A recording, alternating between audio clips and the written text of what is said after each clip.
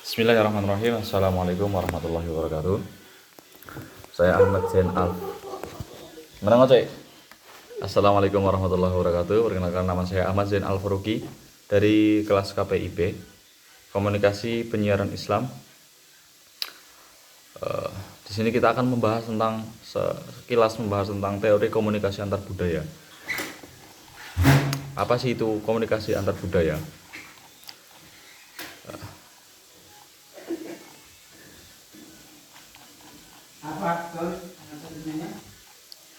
Budaya ini adalah seperangkat nilai kepercayaan, norma atau simbol yang dipelajari bersama oleh suatu kelompok dan diwariskan antar generasi. Budaya membentuk cara pandang anggota kelompok terhadap dunia, termasuk cara mereka berkomunikasi. Komunikasi antar budaya ini didefinisikan oleh Gudikunz sebagai proses pertukaran pesan antara individu atau kelompok ke individu atau kelompok lainnya. Dalam hal ini di dalam konteks budaya yang dilatar belakangi oleh kebudayaan yang berbeda, di mana perbedaan tersebut secara signifikan memengaruhi proses interpretasi dan perilaku komunikatif. Larry Asamafar menambahkan bahwa komunikasi antar budaya ini terjadi ketika produsen pesan adalah anggota suatu budaya dan penerima pesan adalah anggota budaya lainnya, sehingga terjadi perbedaan frame of reference. Dalam konteks inilah kesalahpahaman sering muncul karena kedua belah pihak menggunakan standar budayanya masing-masing untuk menilai lawan bicara. Apa sih yang akan kita bahas? Jadi, yang pertama adalah kenapa sih antar budaya itu penting untuk dipelajari. Yang kedua, bagaimana konsep high context dan low context kultur itu memengaruhi suatu gaya komunikasi. Yang ketiga, apa perbedaan komunikasi dalam budaya individualistis dan kolektivistis. Lalu yang keempat, bagaimana dimensi power, distance, uncertainty of evidence, dan maskulinitas berperan dalam interaksi budaya. Yang kelima, apa itu self-construal dan in-group, serta bagaimana pengaruhnya terhadap komunikasi. Terus yang keenam, selanjutnya bagaimana teori anxiety atau uncertainty management dari Gudikunz dapat diterapkan. Yang ketujuh, apa saja studi kasus nyata komunikasi antar budaya di Indonesia dengan negara barat, di dunia kerja, serta di lingkungan pendidikan.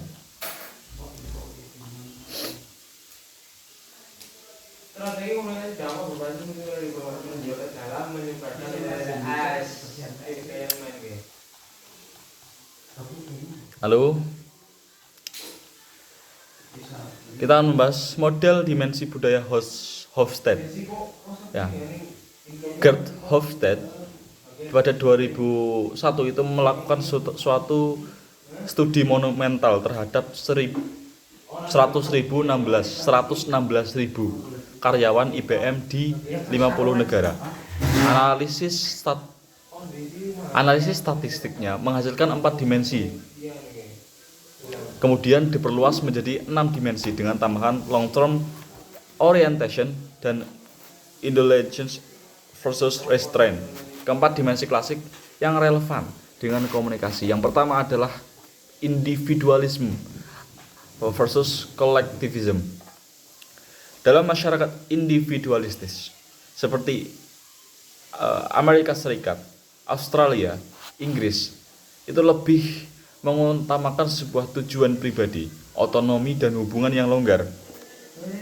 Masyarakat kolektivistis seperti Indonesia, China, terus Guatemala, itu mengutamakan sebuah kelompok yang harmoni dan loyalitas. Lalu apa itu power distance atau PDI? Mengukur sejauh mana masyarakat menerima ketidaksetaraan kekuasaan. Seperti contoh di negara Malaysia, Meksiko. cenderung hierarkis dan menghormati otoritas. PDI rendah seperti Denmark dan Israel itu lebih egalitis.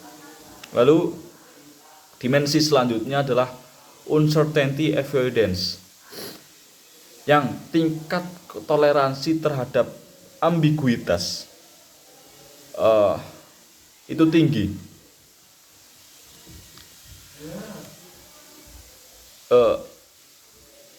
Uncertainty avoidance atau UAI yang tinggi itu seperti di negara Yunani, Jepang, dan Portugal, yang lebih menyukai aturan tegas dan menghindari resiko. UAI rendah itu seperti negara Singapura dan Swedia yang lebih bersifat fleksibel. Elemen selanjutnya adalah masculinity versus femininity.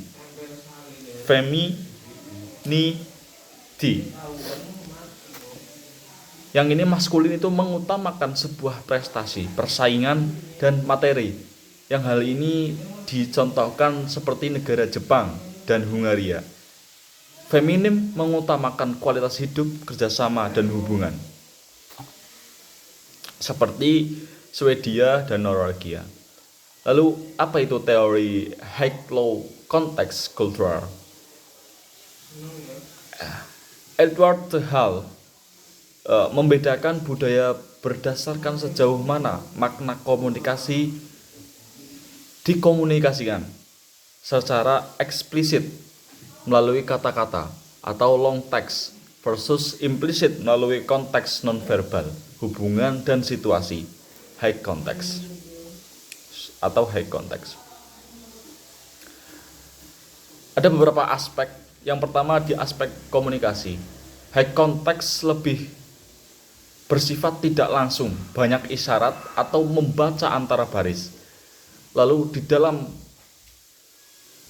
aspek komunikasi, low context itu bersifat secara langsung, eksplisit, dan lebih mengutamakan teks-teks yang penting.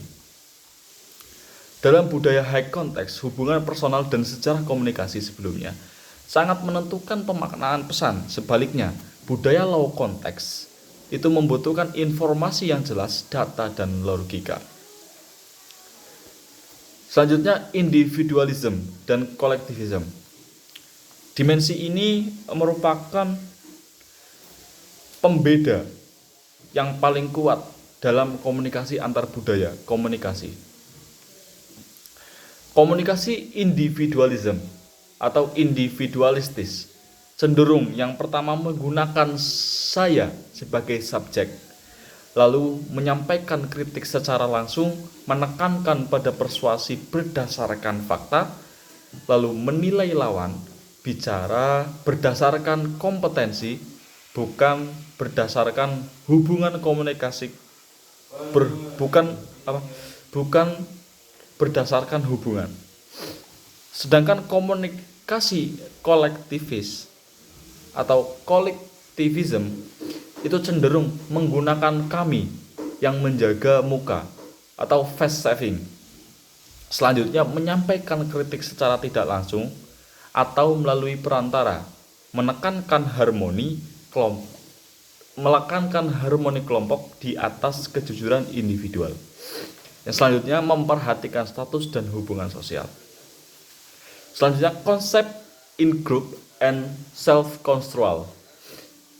In-group ini dapat diartikan adalah kelompok di mana seseorang merasa menjadi anggota dan memiliki ikatan emosional.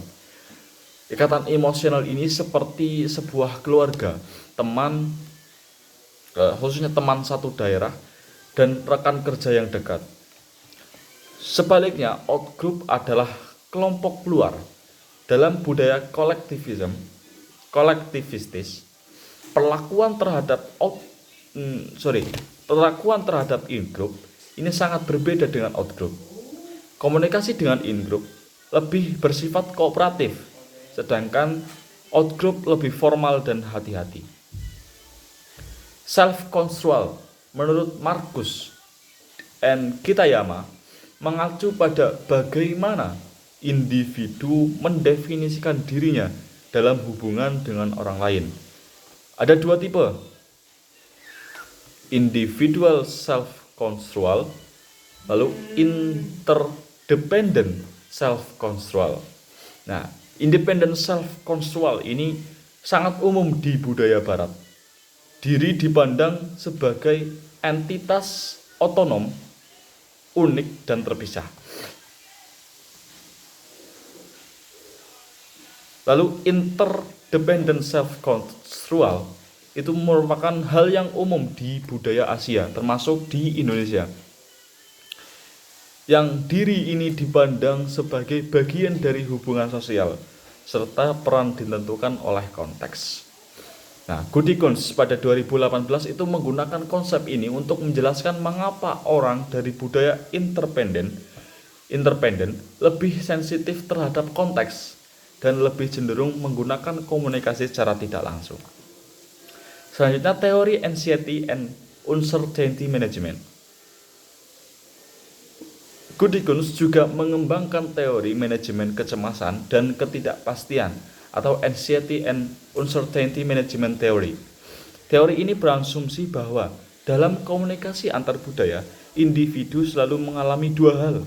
Yang pertama, kecemasan atau anxiety, yaitu perasaan khawatir, terancam, atau selalu tidak nyaman secara afektif. Yang kedua, ketidakpastian atau uncertainty, yang ketidakmampuan ini untuk memprediksi atau menjelaskan sesuatu perilaku orang lain secara kognitif. Agar komunikasi efektif, tingkat kecemasan dan ketidakpastian harus berada dalam level optimal range. Terlalu rendah menyebabkan kurangnya motivasi untuk memahami. Terlalu tinggi juga menyebabkan penghindaran aturan atau penghindaran perilaku defensif. Ini harus seimbang. Juga Goodikons mengidentifikasi faktor-faktor yang memengaruhi tingkat kecemasan dan ketidakpastian, yang diantara lain adalah kesadaran diri, motivasi, kemampuan beradaptasi, dan melakukan dan pengetahuan tentang budaya lain, kontak yang insentif, dan dukungan sosial. Lalu melanjut pada pembahasan penerapan high and low context dalam komunikasi sehari-hari. Ini seperti kita contohkan di undangan makan. Di budaya low context Amerika Serikat, contoh, ketika seseorang mengundang makan malam, ini cenderung contoh, apakah Anda ingin datang ke rumah saya untuk makan malam pukul 19 tanggal 5 Mei esok? Nah, tolong konfirmasi ya atau tidak. Ini berbeda di budaya high context seperti Indonesia. Seperti contoh, nanti kalau ada waktu mampirlah ke rumah saya. Nah, undangan seperti ini tidak selalu berarti diharapkan hadir. Bisa hanya basa-basi untuk menjaga hubungan. Orang asing yang tidak paham ini akan menganggapnya sebagai undangan sungguhan. Ini diketahui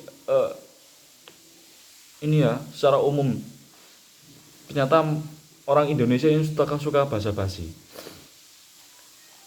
Lalu yang selanjutnya pembahasan selanjutnya, perbandingan komunikasi individualistis dan kolektivistis. Dalam studi kasus negosiasi bisnis, tim dari Swedia yang bersifat individualistis dan low context bertemu dengan tim dari Thailand yang kolektivistis dan high context. Swedia ingin langsung ke inti, membahas angka dan tenggat waktu. Thailand ingin melakukan small talk, makan bersama dan membangun hubungan sebelum bisnis. Swedia menganggap Thailand itu lamban dan tidak efisien. Thailand menganggap Swedia kasar dan tidak menghormati. Apa solusinya? Pemahaman kedua belah pihak bahwa perbedaan ini bersifat kultural, bukan bersifat personal. Thailand perlu memberi sinyal kapan transisi di bisnis dimulai. Swedia perlu meluangkan waktu untuk membangun rapot. Data penelitian menunjukkan bahwa dalam budaya kolektivistis, konflik sering dihindari demi menjaga harmoni, sementara dalam budaya individualisme atau individualistis, konflik dipandang sebagai hal yang sehat untuk mencapai solusi terbaik. Selanjutnya, pengaruh distance and uncertainty avoidance. Power distance tertinggi seperti Indonesia, Malaysia, dan Filipina. Yang pertama itu melakukan komunikasi yang cenderung satu arah dari atasan ke bawah. Lalu bawahan jarang menyanggah atau mengajukan ide yang spontan di depan umum. Lalu gaya komunikasi formal menggunakan gelar dan bahasa hormat. Di negara yang berstatus power distance rendah seperti Denmark dan Israel, bawahan ini dapat memanggil atasan dengan nama depan. Lalu rapat bersifat partisipatif. Ide dari junior ini didengarkan dengan setara.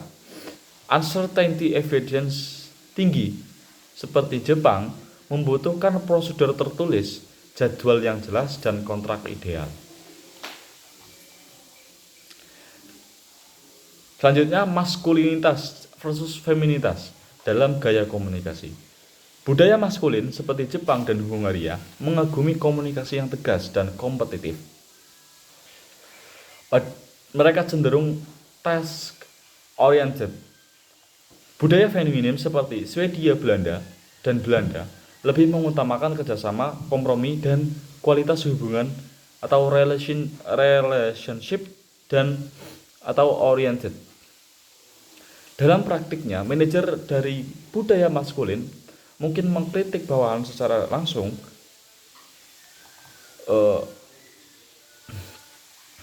di depan umum, dan manajer dari budaya feminim akan melakukan secara pribadi dengan kalimat yang membangun.